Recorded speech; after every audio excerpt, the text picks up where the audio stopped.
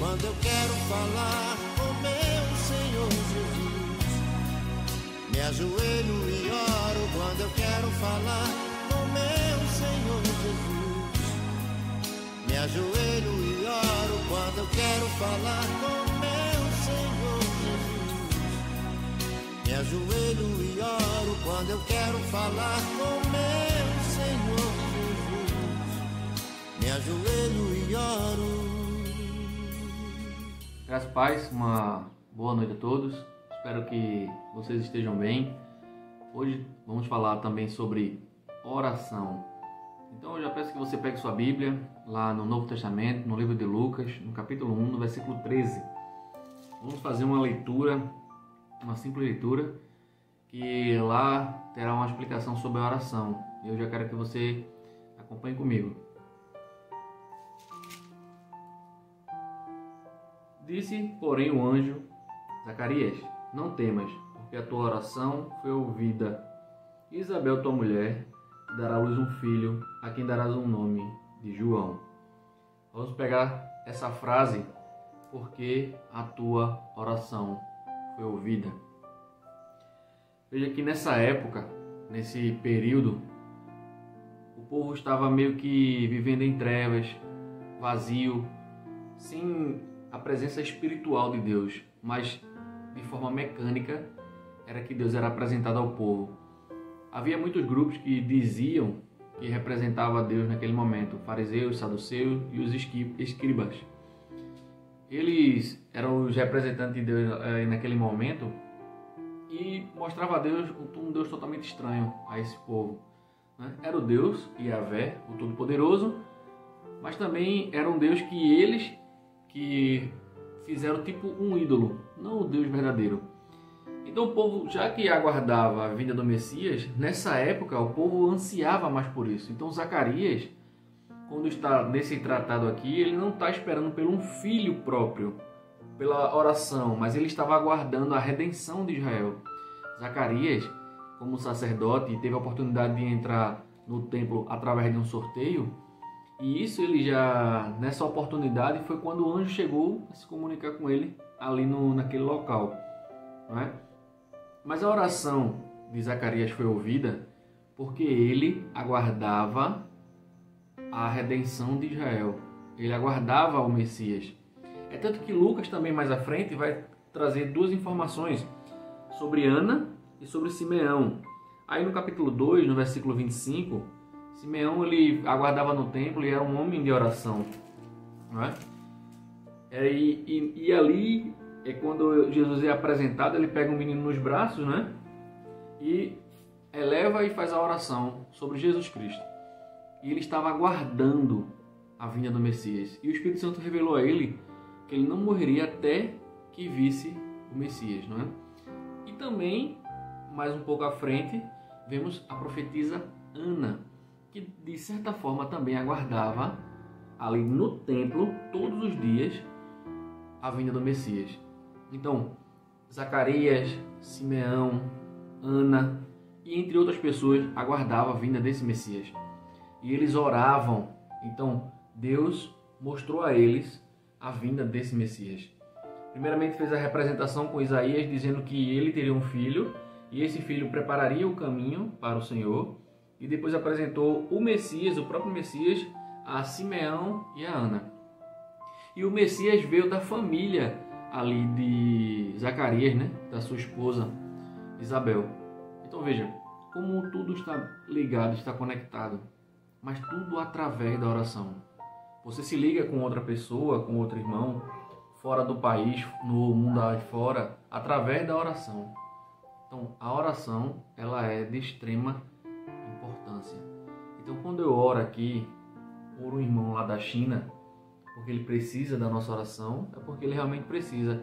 Eu estou orando aqui no Brasil, a China está lá do outro lado do mundo, eu estou orando pelaquela pessoa, então estamos ligados à oração, porque é muito provável que ele esteja orando por alguém aqui do Brasil, por algum irmão aqui do Brasil, assim como na Coreia do Sul, nos Estados Unidos. Então, a bênção de Deus, ela se torna universal através da oração. Então a oração ela é algo muito importante. E Deus só revelará aos seus filhos, principalmente aqueles que oram.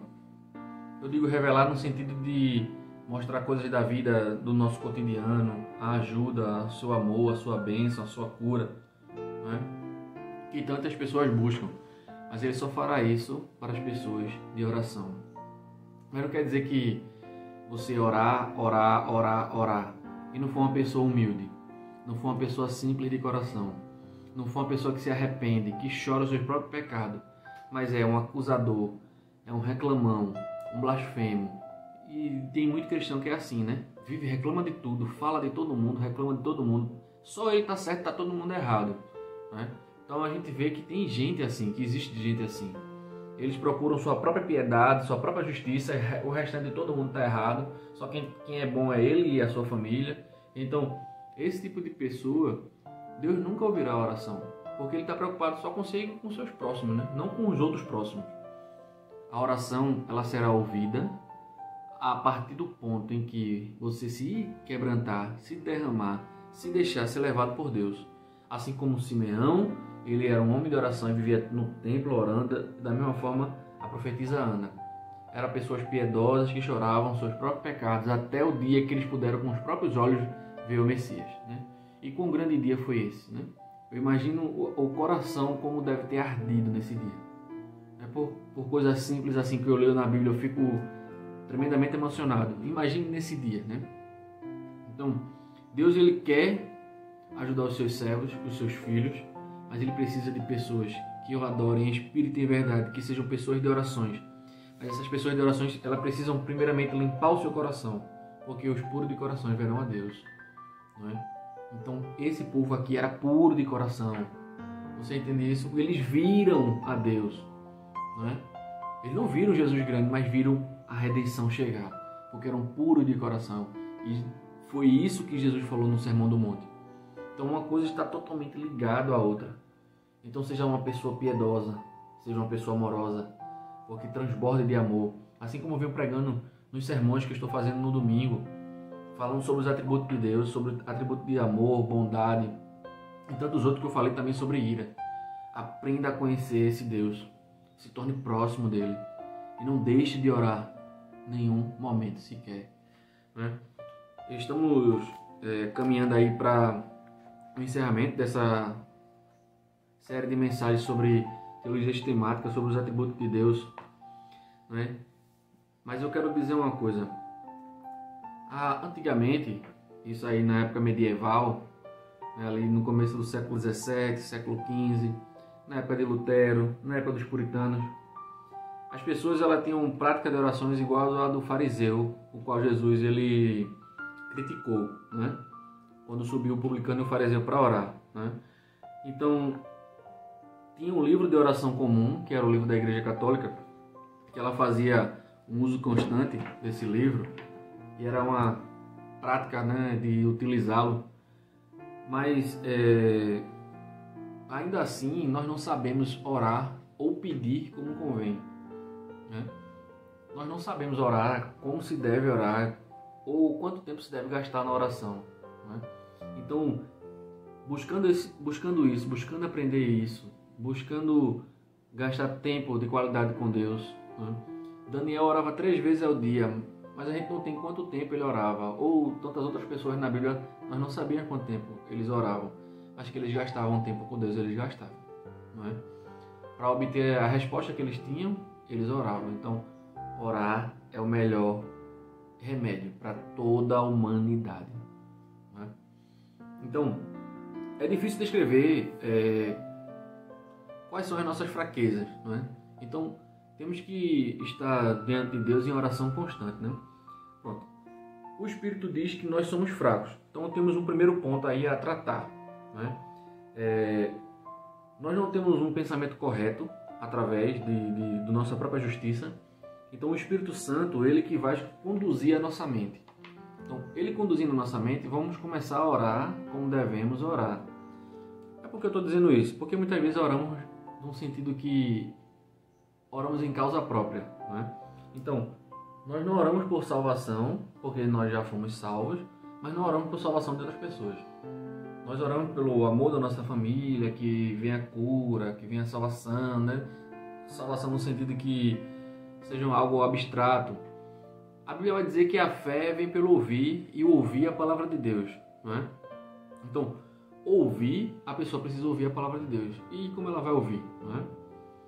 Então, queremos receber a bênção de Deus, mas não queremos nenhum compromisso com Ele.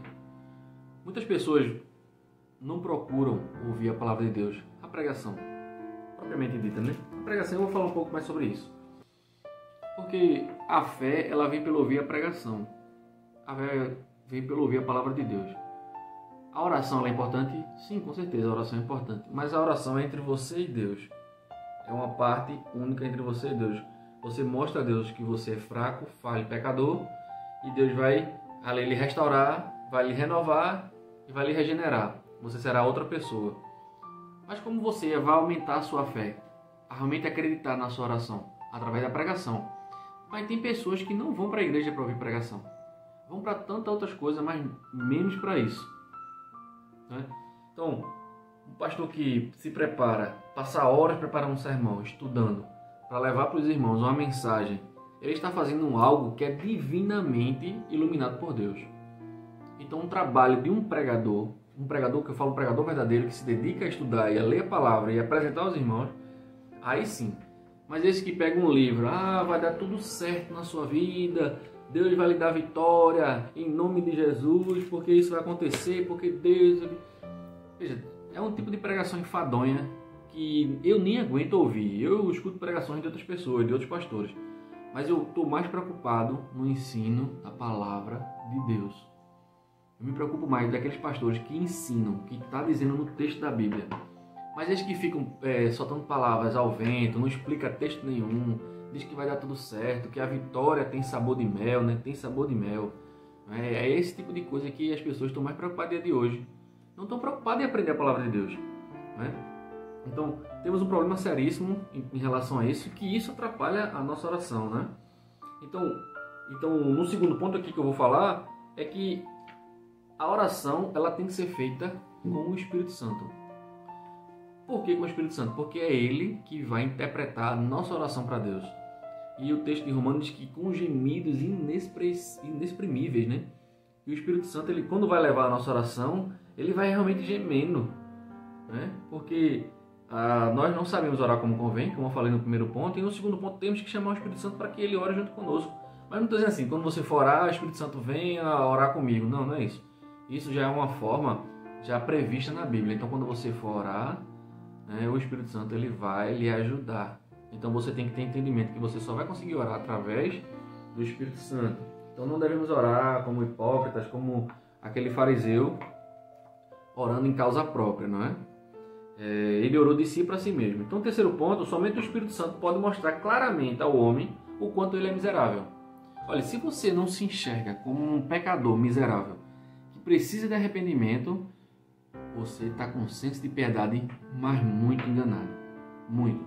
Porque, veja, se você não tem consciência que você merece perdão todos os dias, que você carece do Espírito Santo e da ajuda de Deus, você está com senso de piedade totalmente equivocado. Você precisa olhar para você mesmo no espelho e dizer: eu sou um miserável pecador que precisa de arrependimento.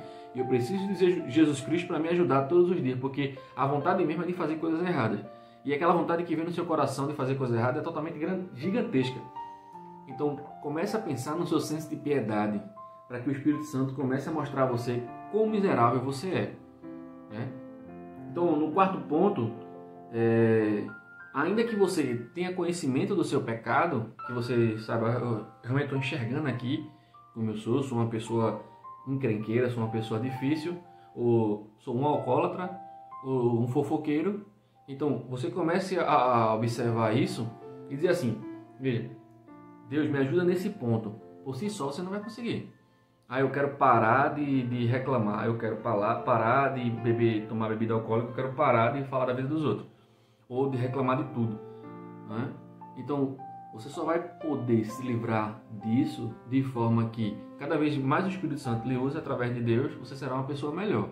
Claro que você não chegará a ser 100% nisso. Haverá momentos em que você será tentado a cometer os mesmos erros que você cometeu no passado, e esses são os mais terríveis, porque se ele encarnar dentro de você, serão mais difíceis de ser tirado. Então, comece a clamar ao Espírito Santo a partir do primeiro ponto, reconhecendo E do segundo ponto, clamando para o Espírito Santo, para que ele lhe mostre, como eu falei no terceiro ponto, e você reconheça aí no quarto ponto que você realmente é uma pessoa que precisa de Deus, né?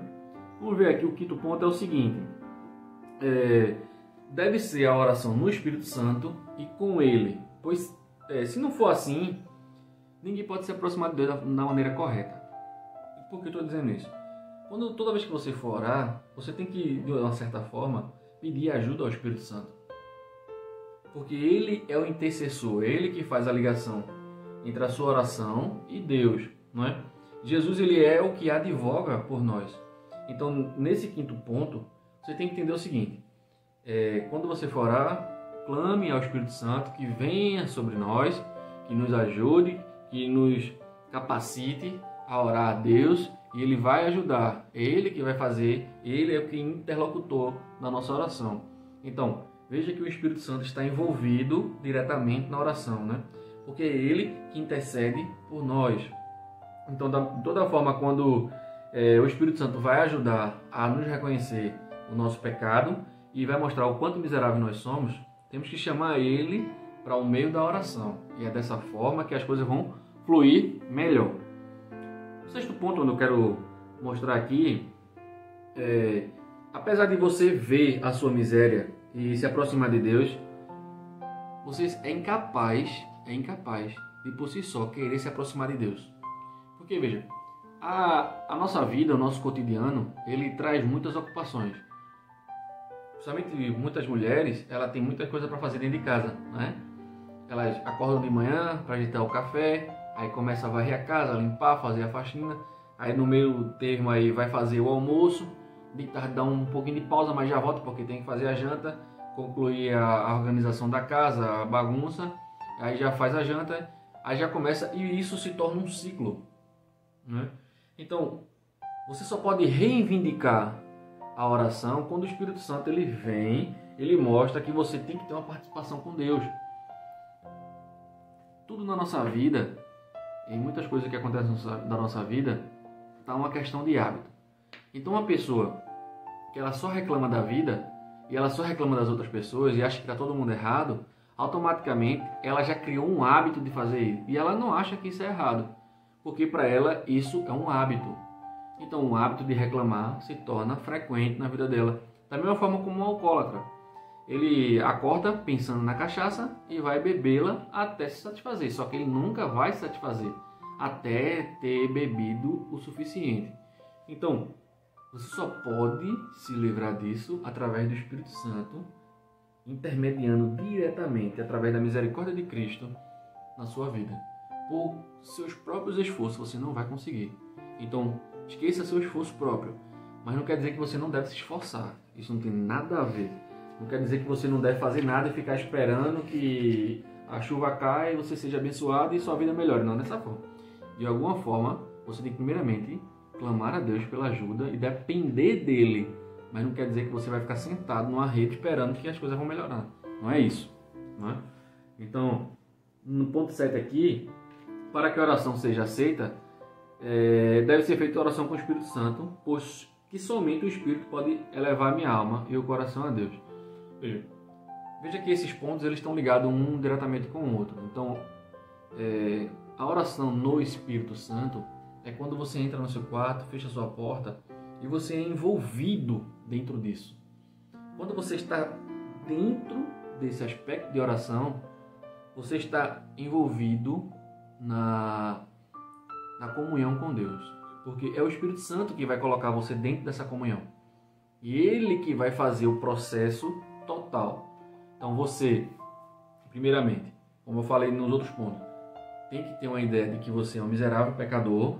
Você tendo essa ideia, você vai clamar ao Espírito Santo para que ele lhe ajude e ele vai interceder por você. E no momento que você está só, ele vai lhe envolver nessa comunhão com Deus, com Cristo. Então, o oitavo ponto aqui que eu vou falar, ele diz o seguinte: o coração, e isso é interessante, né? O nosso coração ele tem que estar totalmente derretido para Deus. Veja, e quando eu digo assim derretido, é que Deus ele vai realmente mudar o nosso coração. Quando ele diz lá no Antigo Testamento que tirarei o coração de pedra e colocarei um coração de carne. Você vê lá esse texto lá em Ezequiel, lá no capítulo 36. Então, quando ele vai fazer essa transformação, você tem que deixar o seu coração totalmente amolecido para que Deus haja. Porque se você tiver realmente um coração de pedra, um coração duro, Deus não vai mover se você não quiser deixar que Ele abra o seu coração. Porque não adianta. Se você não estiver disposto a mudar, Deus nunca vai tirar o seu coração de pedra para colocar um coração de carne. Porque Deus ele interfere na vida das pessoas, daqueles que Ele quer agir. Quando Deus quer mudar alguém totalmente para a sua obra, é algo diferente.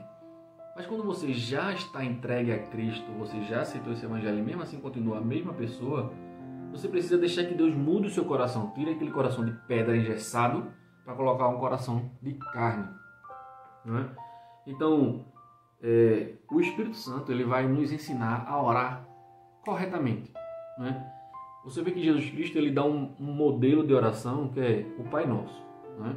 Sobre a exaltação a Deus, sobre o seu pedido, sobre o agradecimento e sobre assim, a comunhão com os irmãos. Né? O Pai Nosso ele trata totalmente disso, porque Jesus Cristo ensinou como fazer a oração. Então o Espírito Santo ele vai continuar fazendo isso, porque Jesus Cristo disse que ele seria semelhante, o Espírito Santo seria semelhante a ele. Então o Espírito Santo ele vai continuar nesse processo de ensinamento. Não é?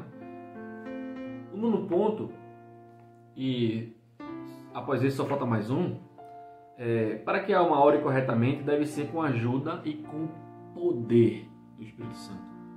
Então, muitas coisas na Bíblia a gente vai ver que nós impedimos a ação do Espírito Santo. Pela nossa pecaminosidade, pela nossa dureza de coração, pela nossa avareza, por não querer se libertar das coisas dessa terra, ou a nossa mente está muito focalizada em um problema, entendeu?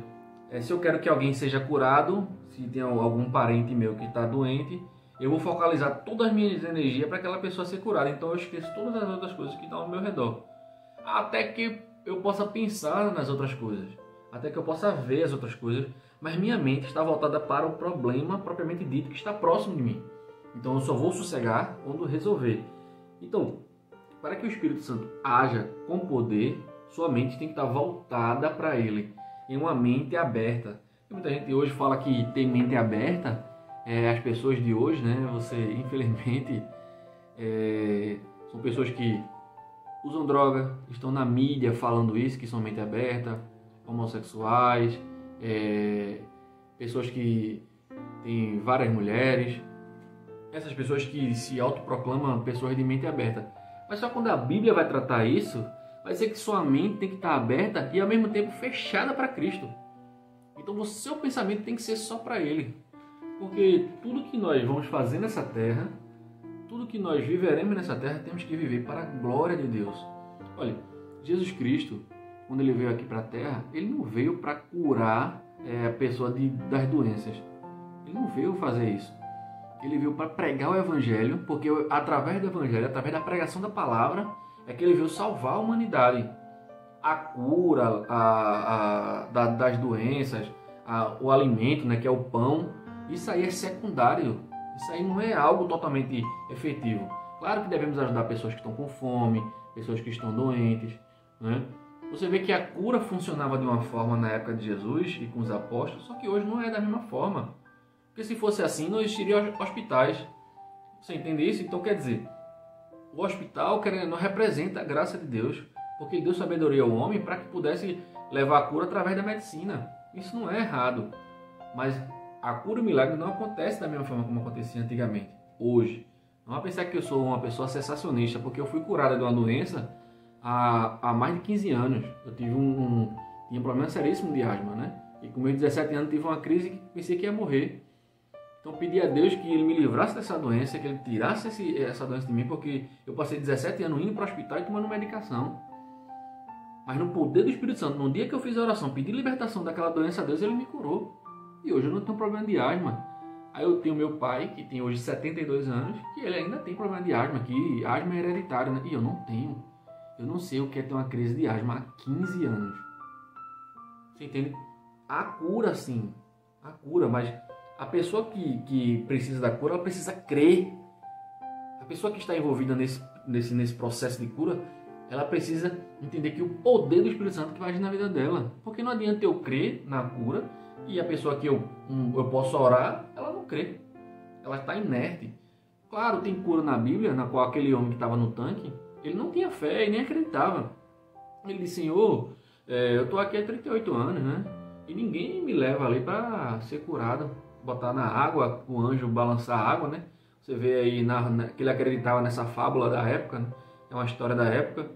E um anjo descia, balançava a água, né? Ele esperava que o anjo ia fazer isso e ninguém jogava água nele. Mas o autor da cura estava ali e ele, não, Senhor. Entende que é dessa forma? A pessoa que quer ser curada, ela precisa propriamente ter fé na cura. Então, é no poder do Espírito Santo. Então, 10º ponto, e aqui eu vou encerrar.